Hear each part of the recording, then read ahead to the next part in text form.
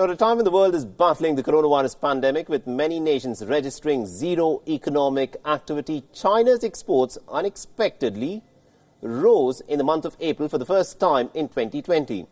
Now, the factories in Asia's largest and, of course, the world's second largest economy raced to make up for the lost sales due to the coronavirus shock.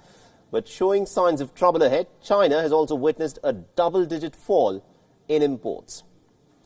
China's overseas shipments in April rose by about 3.5% from a year earlier, marking the first positive growth since December last year.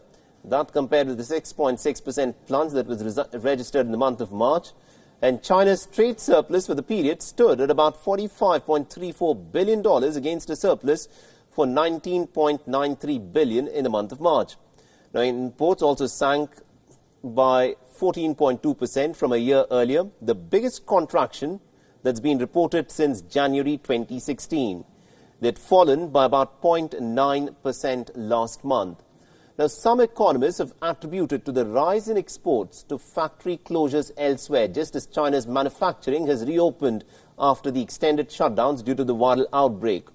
But analysts say that China's future trade outlook actually is very bleak, as major economies continue to remain in the grip of the pandemic amidst the rising number of infections and deaths. A collapse in global demand and mounting job losses is likely to quash the demand for Chinese goods across the world for several months to come.